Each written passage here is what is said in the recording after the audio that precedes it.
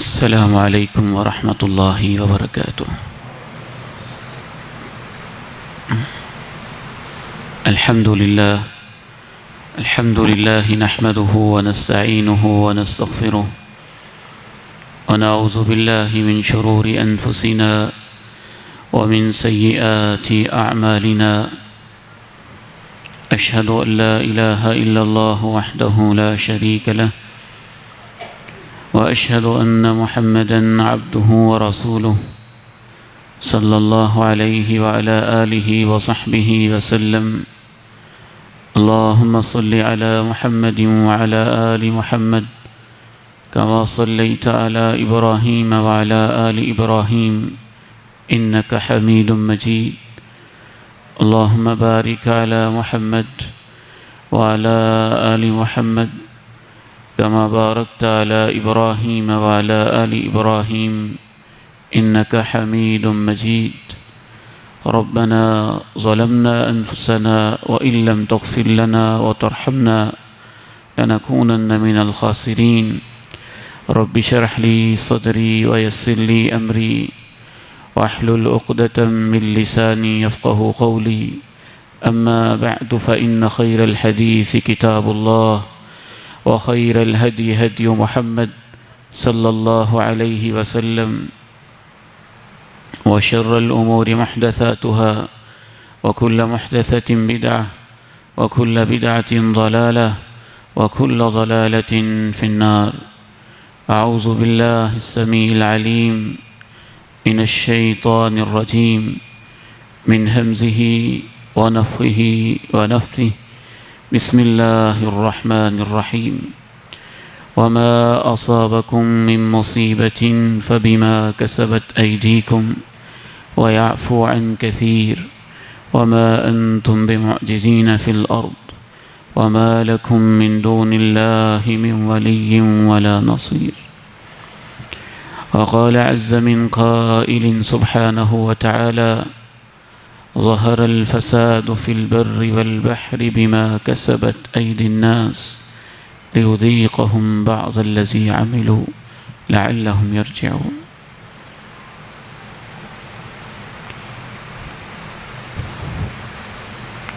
اللہ تعالیٰ نے مختلف چیزوں کے اندر مختلف اثرات رکھے ہوتے ہیں. سورج نکلتا ہے، اس کی کرنیں پھوٹتی ہیں، اس کے اثر سے دنیا میں روشنی پھیلتی ہے. چاند غروب ہوتا ہے، اس کے اثر سے دنیا میں تاریکی، اندھیرا سورج کے غروب ہونے سے پھیلنا شروع ہو جاتا ہے. ہم روٹی کھاتے ہیں، یہ ایک ذریعہ ہے بھوک مٹانے کا. ہم پانی پیتے ہیں، یہ ایک سبب ہے پیاس بجھانے کا. سام کا ڈس لینا ایک ذریعہ ہے زہر کے پھیل جانے کا. جیسے اللہ تعالیٰ نے ان چیزوں کو مختلف چیزوں کا ذریعہ بنایا ہے اور ان کے اندر اثرات رکھے ہوئے ہیں، اس سے بھی کہیں زیادہ اللہ تعالیٰ نے نیکی اور گناہ کے اندر اثرات رکھے ہوئے ہیں. نیکی کا اپنا اثر ہوتا ہے، گناہ کا اپنا اثر ہوتا ہے.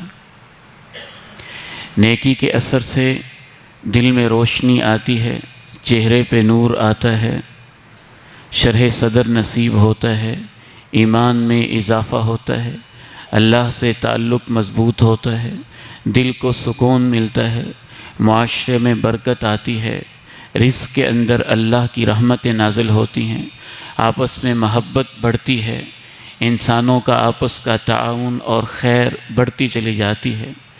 گناہ کی وجہ سے دل پہ زنگ لگتا ہے، چہرے سے ایمان کا نور اٹھ جاتا ہے، ایمان کے اندر کمی واقع ہوتی ہے، اللہ کی ناراضی ہوتی ہے، انسان اللہ سے دور ہوتا جاتا ہے، اللہ کی رحمت روٹھ جاتی ہے، آپس کے معاملات بڑھتے چلے جاتے ہیں. بلکہ امام ابن قیم الجوزیہ رحمہ اللہ نے تو یہاں تک لکھا کہ دنیا میں پوری تاریخ کے اندر قرآن مجید یہ سمجھاتا ہے جہاں کہیں بھی کوئی پریشانی آئی ہے گناہوں کی وجہ ہی سے آئی ہے. جس کسی قوم کو بھی تباہ کیا گیا ہے کسی نہ کسی گناہ کی وجہ ہی سے کیا گیا ہے. افسوس یہ ہے کہ آج کے اس دور کے اندر انسان کے اوپر عذابات بھی آتے ہیں، تکلیفیں بھی آتی ہیں، آزمائشیں بھی آتی ہیں، مصیبتیں بھی آتی ہیں، لیکن دل اتنے سخت ہو گئے ہیں کہ انسان اس طرف غور کرتا ہی نہیں ہے، سوچتا ہی نہیں ہے، بلکہ جو سوچتے ہیں ان کو بھی روکا جاتا ہے، ان کو بھی ٹوکا جاتا ہے کہ نہیں بات یہ نہیں ہے، بات کچھ اور ہے. تو سب سے پہلے تو اللہ کے قرآن کی روشنی میں دیکھتے ہیں کہ اللہ کا قرآن یہی بتاتا ہے کہ زمین و آسمان میں جو آفتیں آتی ہیں ان کے پیچھے انسان کے اپنے ہاتھوں کی کمائیاں ہوتی ہیں اور انسانوں کے اپنے ہی گناہ ہوتے ہیں. چند آیات میں آپ کے سامنے رکھتا ہوں تاکہ اہل ایمان کو اس میں کوئی شک نہ رہے اور کوئی شبہ نہ رہے. ظہر الفساد فی البر والبحر بما کسبت ایدی الناس لیذیقہم بعض الذی عملوا لعلہم یرجعون. خشکی اور تری میں، زمین میں، سمندر میں فساد پھیل چکا ہے اس وجہ سے جو انسانوں کے ہاتھوں نے کمائیاں کی ہیں، اور اس وجہ سے تاکہ اللہ تعالیٰ ان کو ان کے کچھ گناہوں کا مزہ چکھائے، اور مزہ اس لیے چکھائے تاکہ وہ واپس آ جائیں. ایک اور مقام پہ اللہ تعالیٰ یوں ارشاد فرماتے ہیں وَمَا أَصَابَكُم مِّن مُّصِيبَةٍ فَبِمَا كَسَبَتْ أَيْدِيكُمْ وَيَعْفُو عَن كَثِيرٍ وَمَا أَنتُم بِمُعْجِزِينَ فِي الْأَرْضِ وَمَا لَكُم مِّن دُونِ اللَّهِ مِن وَلِيٍّ وَلَا نَصِيرٍ. اور تمہیں جو بھی مصیبت پہنچتی ہے اس کی وجہ وہ کچھ ہوتا ہے جو تمہارے اپنے ہاتھوں نے کمایا ہوتا ہے، اور بہت سارے تو تمہارے ہاتھوں کی کمائیاں وہ اس کو معاف کر دیتا ہے. اور دیکھو تم ایسے نہیں ہو کہ ہمیں بے بس کر دو گے زمین کے اندر، اور دیکھو اگر میں تمہیں پکڑنے پہ آ جاؤں تو اللہ کے علاوہ نہ تمہیں کوئی حمایتی ملے گا اور نہ ہی تمہیں کوئی مددگار ملے گا. ایک اور مقام پہ اللہ تعالیٰ نے اس مسئلے کو اور واضح کیا ہے وَلَوْ يُؤَاخِذُ اللَّهُ النَّاسَ بِمَا كَسَبُوا مَا تَرَكَ عَلَى ظَهْرِهَا مِن دَابَّةٍ.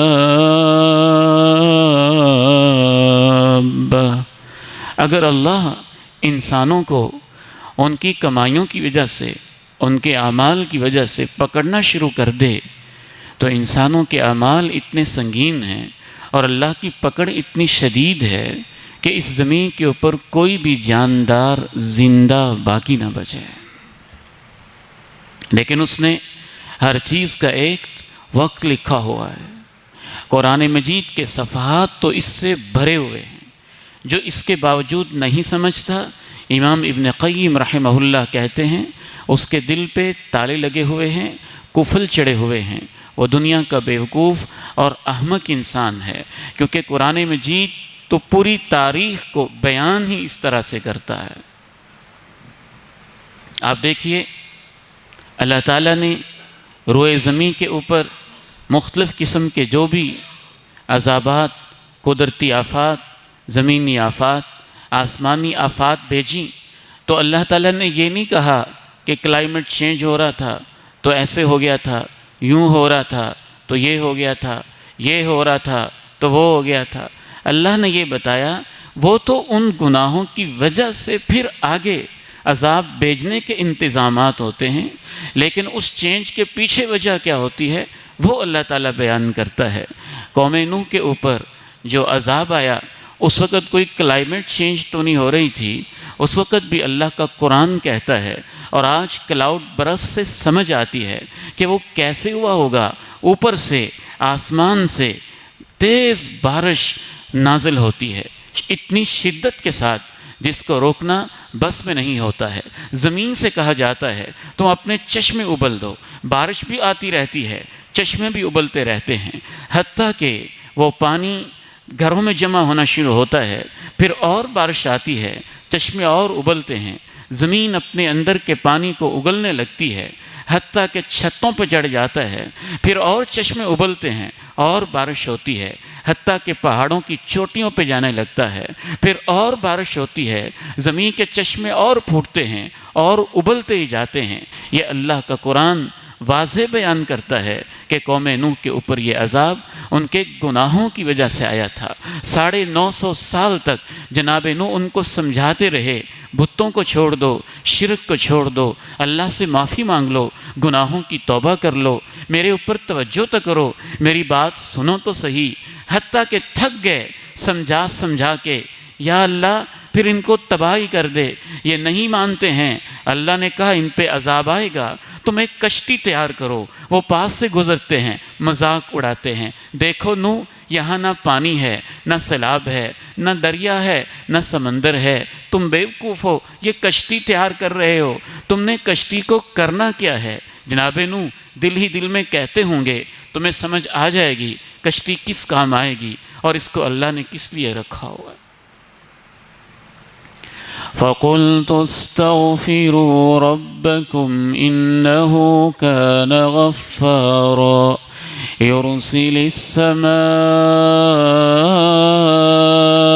عَلَيْكُمْ مِدْرَارًا وَيُمْدِدْكُمْ بِأَمْوَالٍ وَبَنِينَ وَيَجْعَلْ لَكُمْ جَنَّاتٍ وَيَجْعَلْ لَكُمْ أَنْهَارًا مَا لَكُمْ لَا تَرْجُونَ لِلَّهِ وَقَارًا وَقَدْ خَلَقَكُمْ أَطْوَارًا۔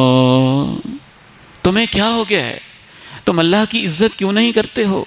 اللہ کا احترام کیوں نہیں کرتے ہو؟ اللہ کا جو مقام بنتا ہے وہ اللہ کو کیوں نہیں دیتے ہو؟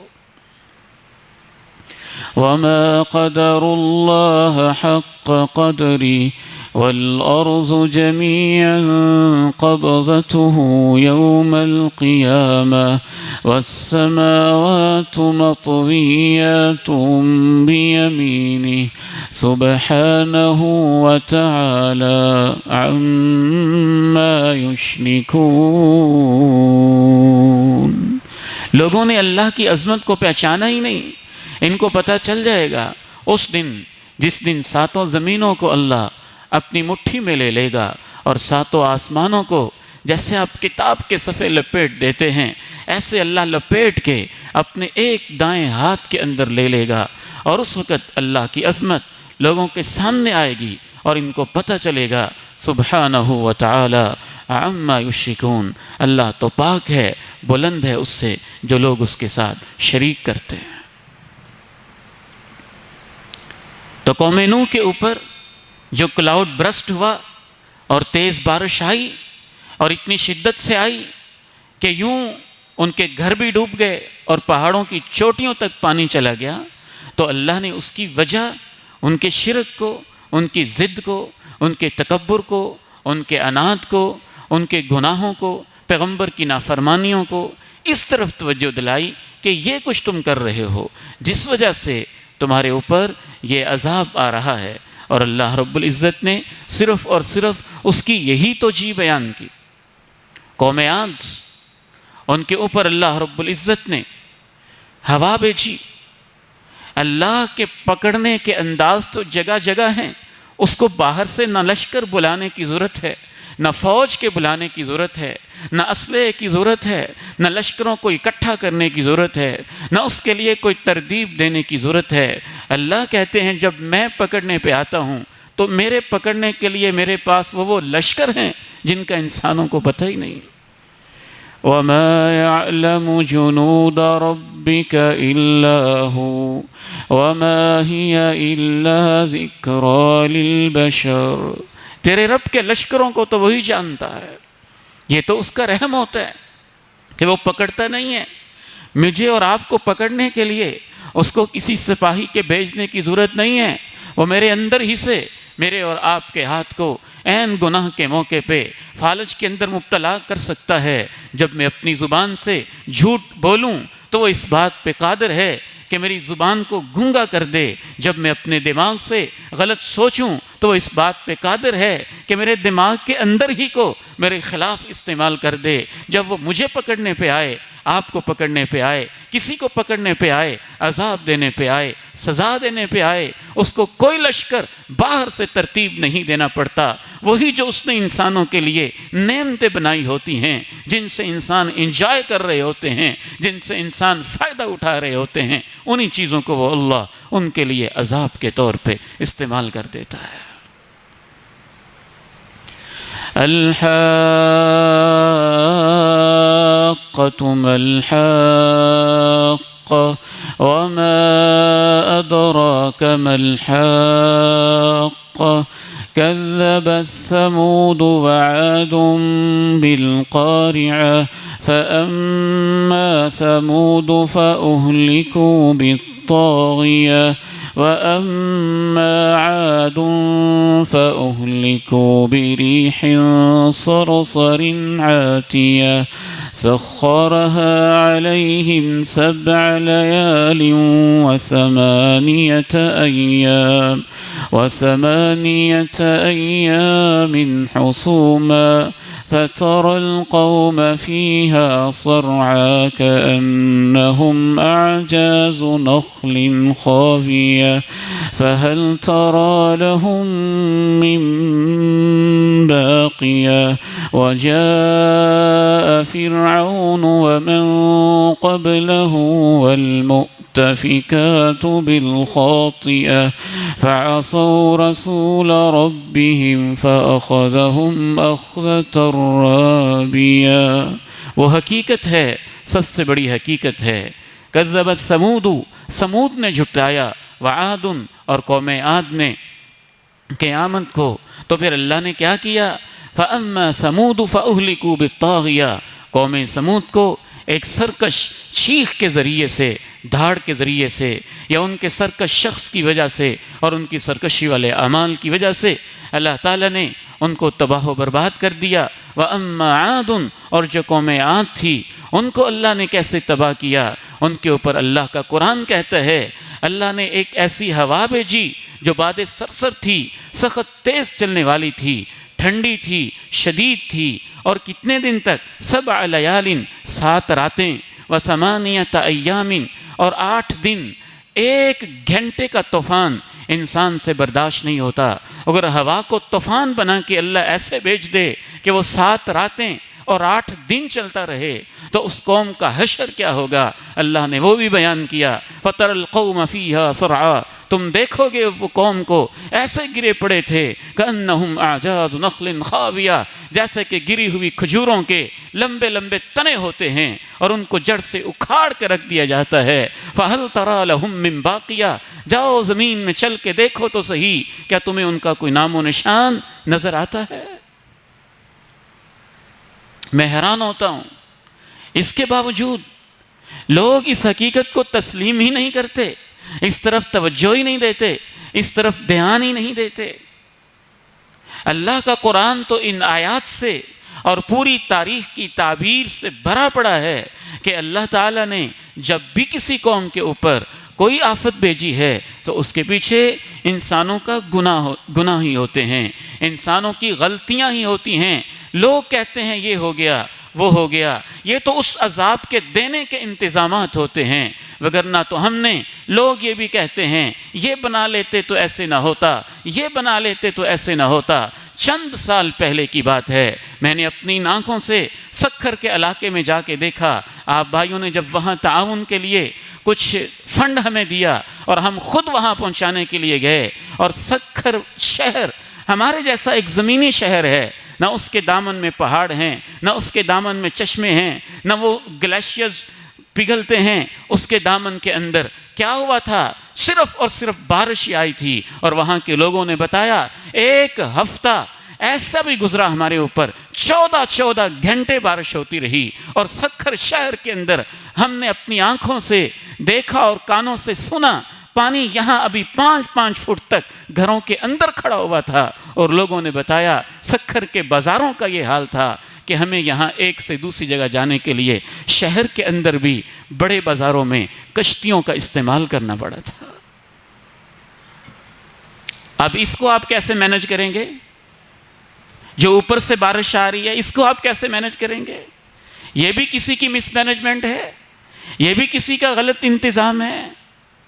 ہم مینج کر سکتے ہیں، جس کو ہم مینج کر سکتے ہیں اس کو نہیں ہم کرتے، اس طرف ہماری توجہ نہیں دے جاتی۔ اور پوری دنیا کو اللہ سے دھیان ہٹانے کے لیے، اللہ کی طرف سے توجہ ہٹانے کے لیے صرف قرآن مجید ہی نہیں، احادیث بھی اس سے بھری پڑی ہیں۔ اور قرآن مجید تو پوری قوموں کی تعبیر ہی اخلاقی طور پہ پیش کرتا ہے۔ عروج ملتا ہے تو اچھے اخلاق کی وجہ سے، اللہ کی اطاعت کی وجہ سے، اچھے رویوں کی وجہ سے ملتا ہے۔ زوال ملتا ہے تو برے اخلاق، بری عادتوں، اللہ کی نافرمانی، شرک اور کفر کی وجہ سے ملتا ہے۔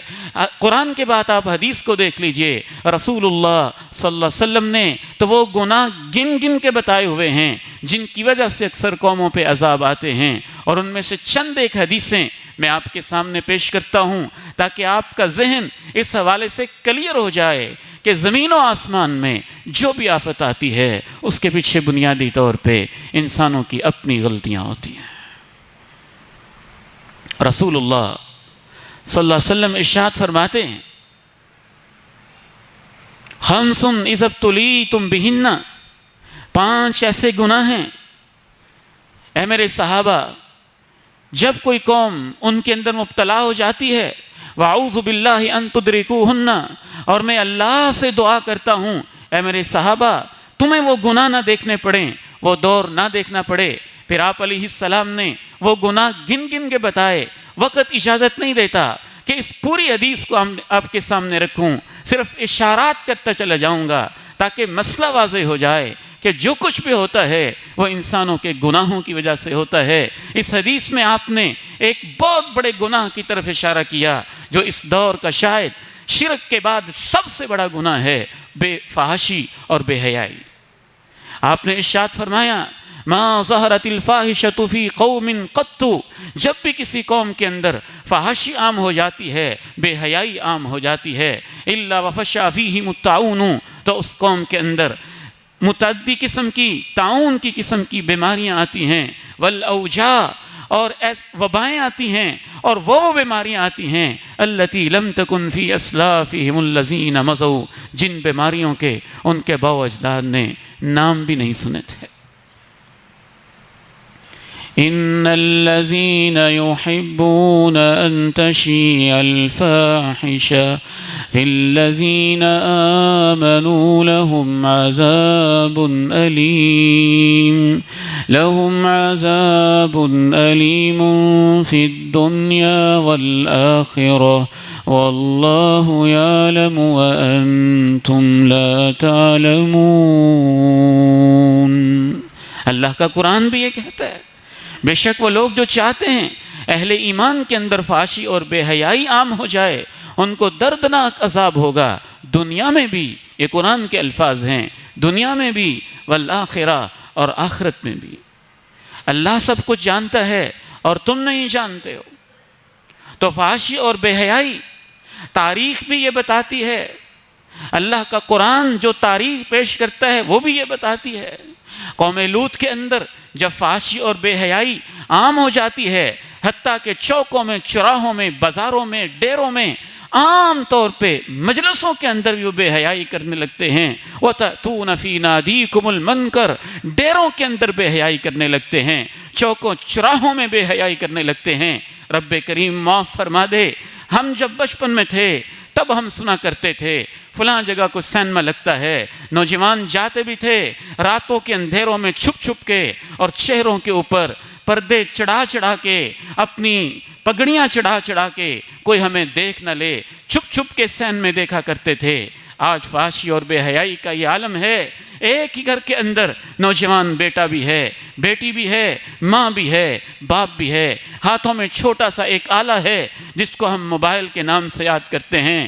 دنیا جہاں کا گند اور فحاشی اور بے حیائی، تھرکتے ناچتے ہوئے بدن ہیں، گندی اور ننگی فلمیں ہیں، وہ جیسے چاہتے ہیں ساری ساری رات دیکھتے رہتے ہیں۔ جب اٹھنے کا وقت آتا ہے، رات کے 2-3 بجے سو جاتے ہیں، آپ پھر بھی کہتے ہیں کہ اللہ کا عذاب نہ آئے، اور یہ کسی کی مس مینجمنٹ ہے۔ قوم لوط پہ جو عذاب آیا، اللہ کا قرآن یہ نہیں کہتا کہ وہ کلائمیٹ چینج ہو رہی تھی۔ ہم اس سے انکار نہیں کرتے کہ کلائمیٹ چینج ہوتی ہے، ہم یہ کہتے ہیں کلائمیٹ چینج کیوں ہوتی ہے، اس کو کون کرتا ہے، کلاؤڈ برسٹ کون کرتا ہے، یہ اس طرح کی بارشیں جو عذاب بن جائیں یہ کیوں نازل ہوتی ہیں، اس کی توجیہ اور اس کی وجہ، ریزن آف دی ریزنز۔ تم یہ ظاہری چیزوں کو پکڑ لیتے ہو، زمین کی موومنٹ ہوتی ہے، پلیٹس حرکت میں آتی ہیں اور زلزلہ آ جاتا ہے، ٹھیک ہے مانا ایسے ہی ہوتا ہے۔ ہم یہ کہتے ہیں اس سے آگے چلو، پلیٹوں کو حرکت کون دیتا ہے، ان کو موومنٹ کون دیتا ہے، خاص سکیل پہ کیوں دیتا ہے، خاص انداز سے کیوں دیتا ہے، اور اس کے اوپر کسی کو بچانا، کسی کو تباہ کر دینا، یہ فیصلے کون کرتا ہے۔ آپ کہتے ہیں گلوبل وارمنگ ہو رہی ہے، ٹھیک ہے یہ وجہ ہے، حقیقت ہے، ہو رہی ہے، لیکن کیسے ہو رہی ہے، اس کو کیسے ٹالا جا سکتا ہے۔ ٹھیک ہے اس کے بھی ظاہری اسباب بھی ہیں، باطنی اسباب بھی ہیں۔ ہم کہتے ہیں اس سے آگے چلو، گلوبل وارمنگ کے بعد پھر یہ سب کچھ کیوں ہو رہا ہے۔ اللہ کا قرآن تو یہ کہتا ہے کہ قوم لوط کو جب اللہ نے پکڑا ہے، جعلنا عالیہا سافلہا، پتہ نہیں کیسی ہوائیں چلی ہوں گی، کیسے جھکڑ و طوفان آئے ہوں گے کہ پوری کی پوری بستی کو اللہ نے اٹھایا۔ امام ابن کثیر کہتے ہیں ان کے کتوں کے بھونکنے اور گدھوں کے ہنہنانے کی آوازیں پہلے آسمان کے فرشتے سننے لگے، وہاں تک اٹھا کے پھر اللہ نے الٹا کر کے ان کو گرایا اور ان کے اوپر پتھروں کی بارش نازل کی۔ تو وہ کلائمیٹ چینج نہیں تھی، اللہ کا قرآن کہتا ہے یہ ان کا لبرلزم تھا، یہ ان کی فحاشی اور بے حیائی تھی، جس وجہ سے ان کے اوپر اللہ نے اس عذاب کو نازل کیا تھا۔ یہ واقعے اللہ نے بس ایسے ہی بیان کیے ہیں، اسی لیے تو کیے ہیں تاکہ ہم اپنی آنکھوں سے عبرت پکڑیں، ہم غور و فکر کریں کہیں ہمارے اندر تو اس طرح کے گناہ نہیں ہیں۔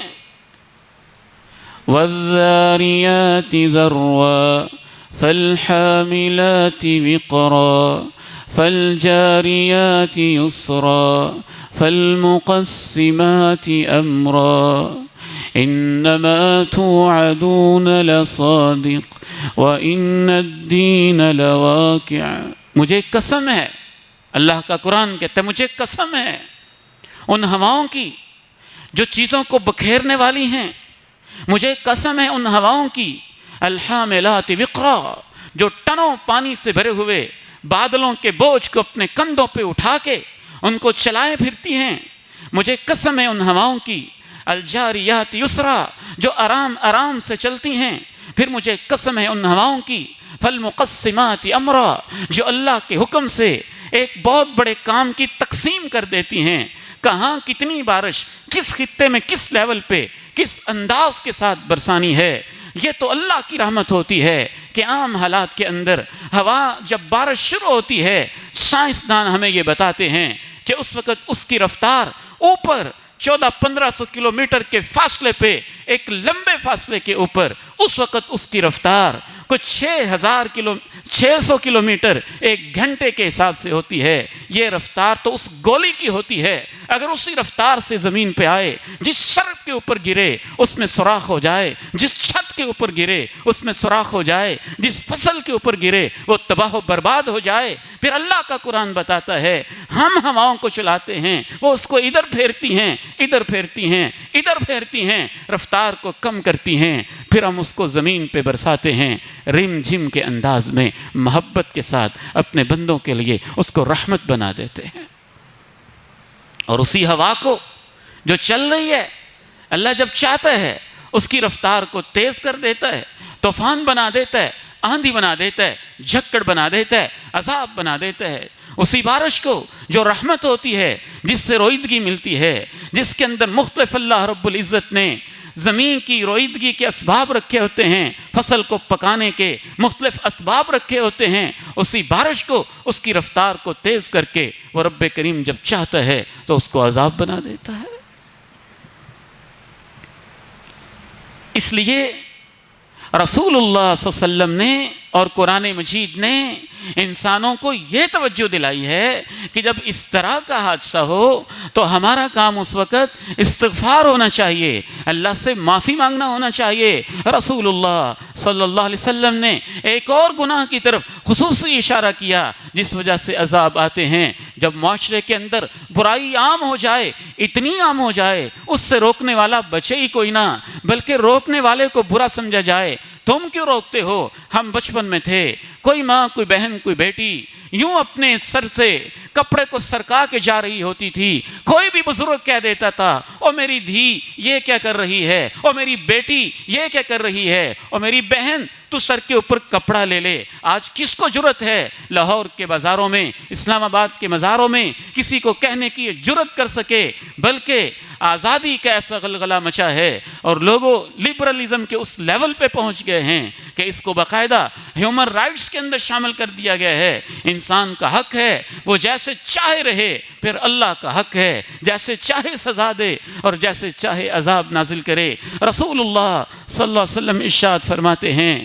جب بھی کسی معاشرے کے اندر نیکی کا حکم دینا اور برائی سے روکنا یہ ختم ہو جاتا ہے، لَيَعُمَّنَّ اللَّهُ بِعِقَابٍ مِّنْ عِنْدِهِ، پھر اللہ ان سب کے اوپر ایک ایسا عذاب نازل کرتا ہے کہ پھر وہ دعائیں بھی کرتے ہیں تو اللہ ان کی دعاؤں کو قبول نہیں کرتا ہے۔ كُنْتُمْ خَيْرَ أُمَّةٍ أُخْرِجَتْ لِلنَّاسِ تَأْمُرُونَ بِالْمَعْرُوفِ وَتَنْهَوْنَ عَنِ الْمُنْكَرِ، تم تو وہ امت تھے جنہوں نے لوگوں کو نیکی کی بات کہنا تھا، جنہوں نے لوگوں کو برائی سے روکنا تھا، لیکن جب معاشرے کے اندر برائی اتنی عام ہو جائے کہ اسے روکنے والا کوئی رہے ہی نہ، بلکہ الٹا روکنے والوں کو ڈانٹا جائے کہ تم کون ہوتے ہو ہمارے پرائیویٹ معاملات کے اندر انٹرفیئر کرنے والے اور مداخلت کرنے والے، تو پھر کیا ہوتا ہے، کیسا عذاب آتا ہے۔